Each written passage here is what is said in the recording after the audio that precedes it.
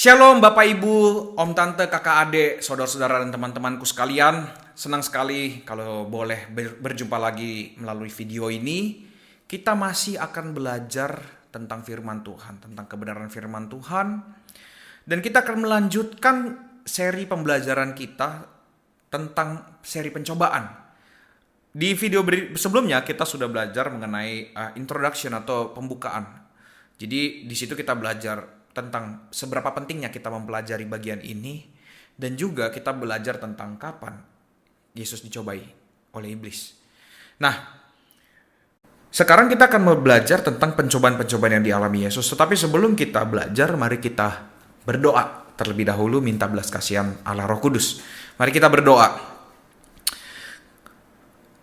Ya Bapa, terima kasih buat kesempatan kami boleh mendengar, merenungkan, mempelajari firman-Mu.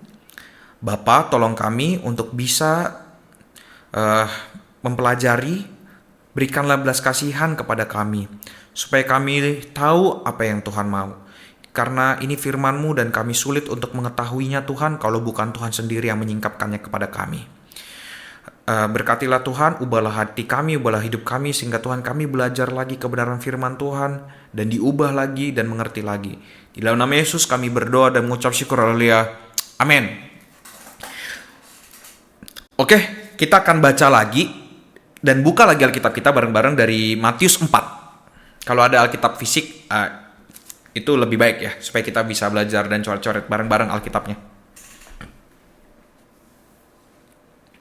Matius 4, kita akan baca dari ayat pertama sampai ayat keempat. Saya bacakan buat semuanya. Maka Yesus dibawa oleh Roh ke padang gurun untuk dicobai iblis. Dan setelah berpuasa 40 hari dan 40 malam, akhirnya laparlah Yesus.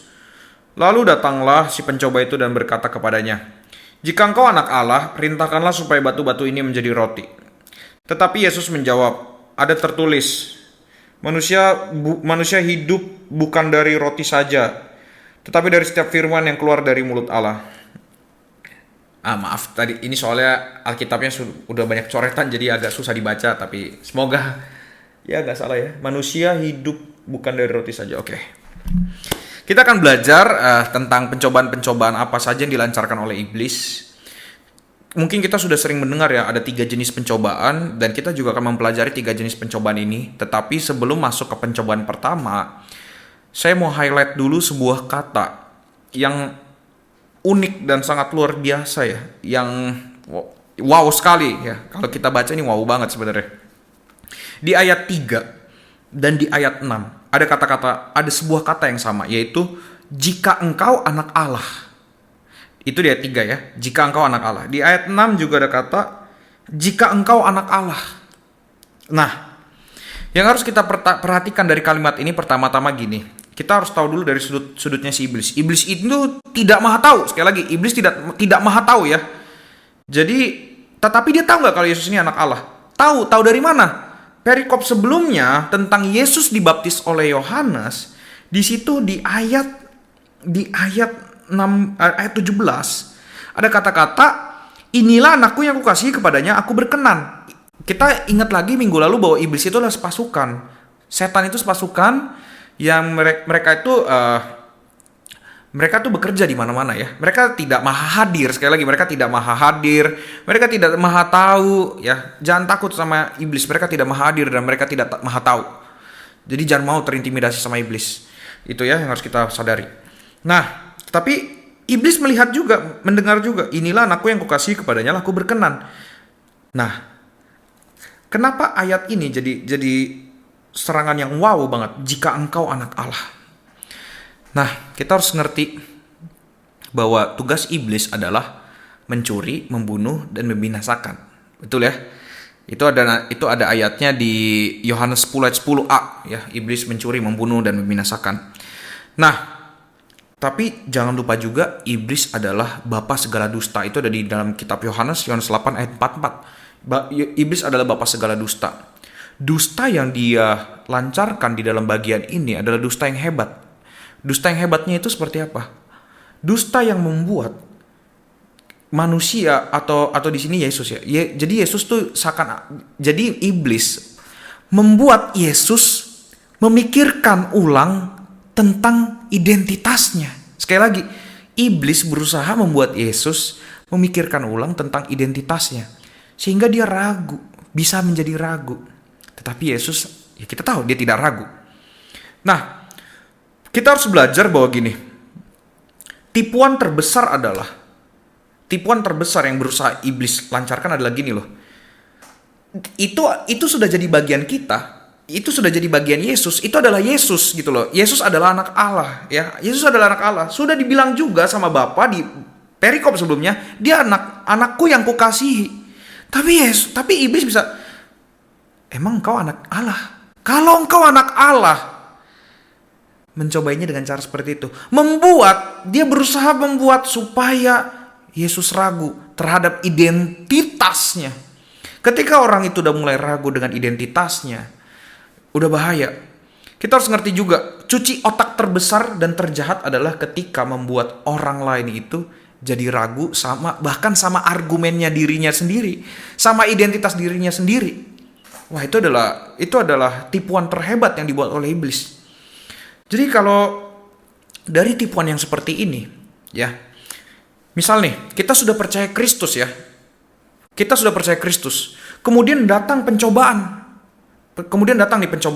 Setelah itu, ketika pencobaan itu datang, tiba-tiba kita jadi ragu. Sebenarnya Tuhan ada nggak sih? Sebenarnya Tuhan peduli nggak sih sama aku? Nah, itulah pekerjaan iblis. Membuat kita ragu bahwa kita ini adalah anak Allah, bahwa Tuhan itu pasti akan menolong kita. Ada providensi yang diberikan kepada kita. Itulah cara iblis menipu kita. Sehingga kita berpikir bahwa Allah itu tidak peduli sama kita. Allah itu tidak ada. Terus kita ini yang parah tuh kita berpikir bahwa kita ini sedang dihukum oleh Allah. Wow.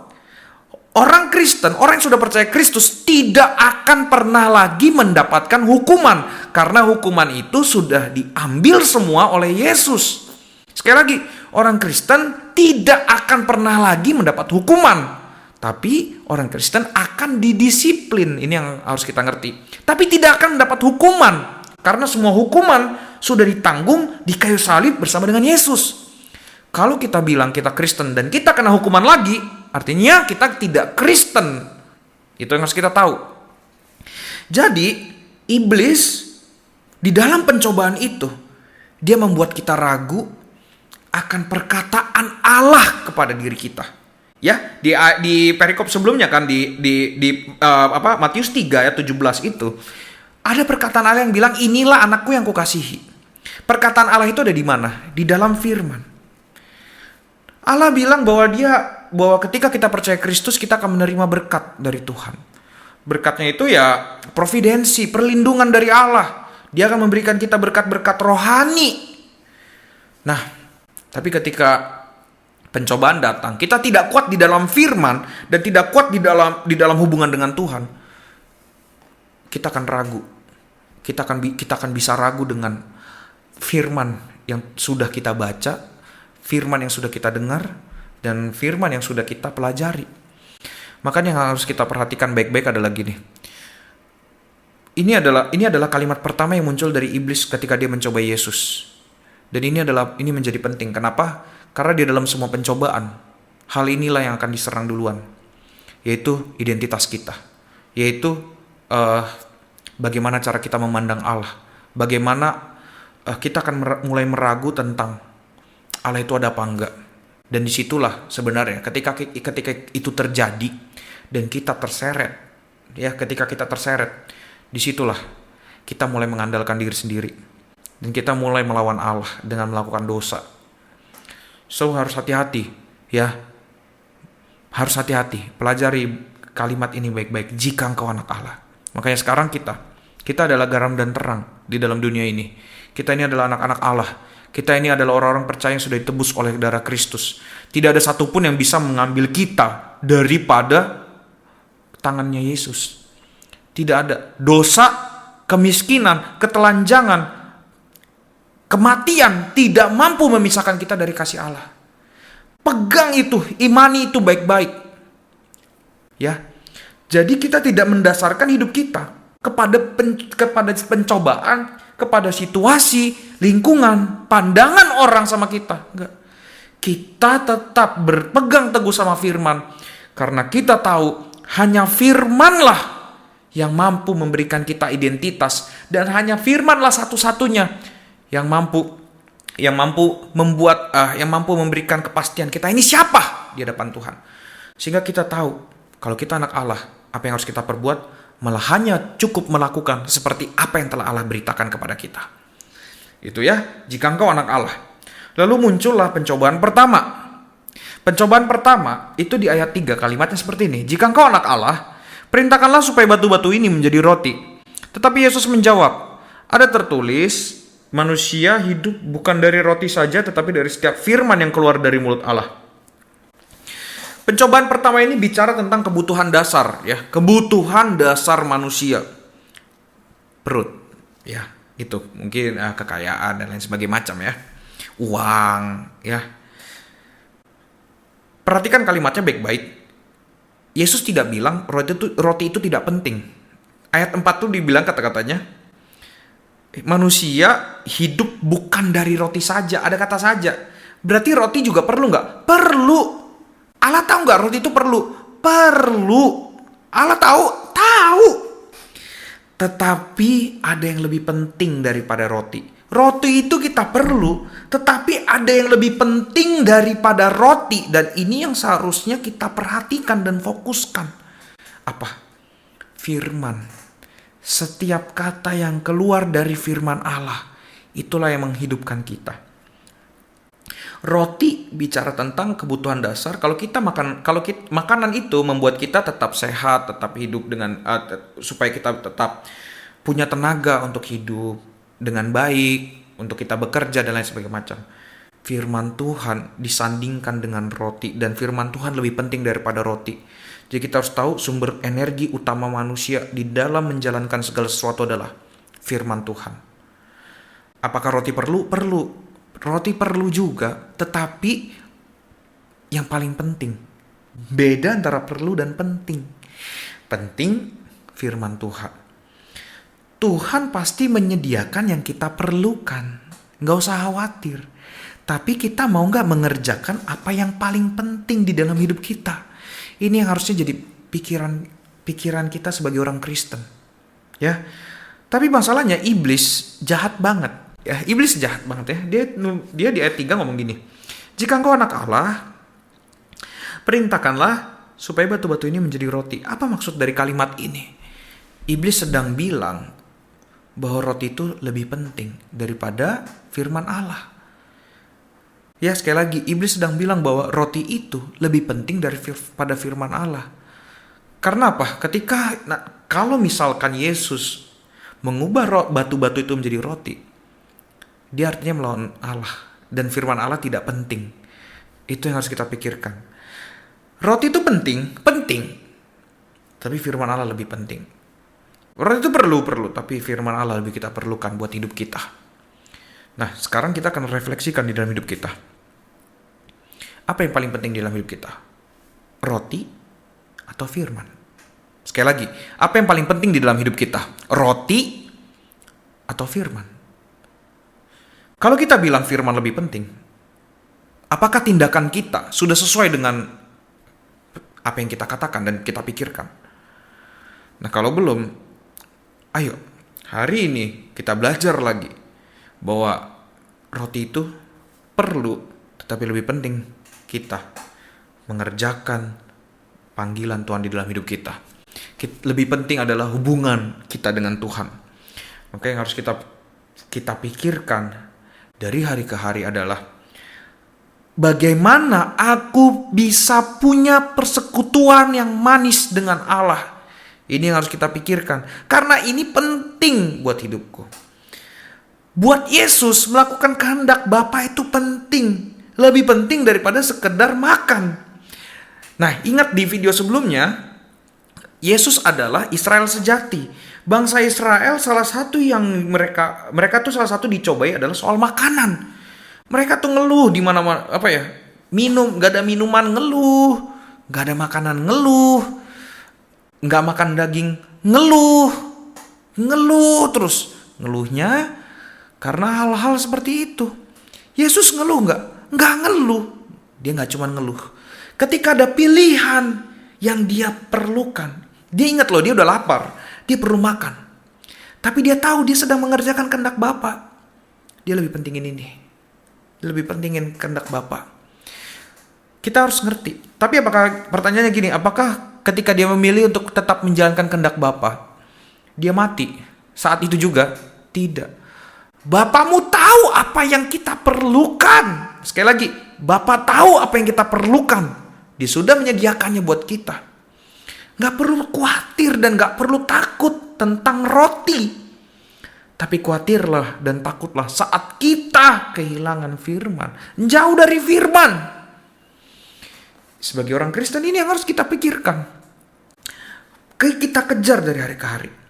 Bahkan ya kalau kita lihat ya di dalam kisah bangsa Israel, ada orang-orang yang ketika diberikan makan daging itu, mereka bahkan sebelum mereka diberikan makan daging ya, mereka tuh kemasukan nafsu rakus. Ingatlah, roti itu bisa membuat kita tuh jadi rakus gitu loh. Kalau kita fokus kita bukan kepada Kristus, kita akan serakah, rakus.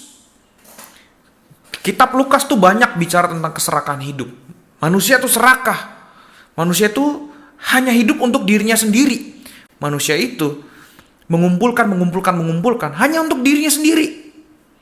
Tetapi manusia tidak tahu, dan manusia mengumpulkan untuk dirinya sendiri. Akhirnya mati tidak jelas, tidak mendapatkan tidak bisa menikmati hidup bersama Tuhan. Kenapa?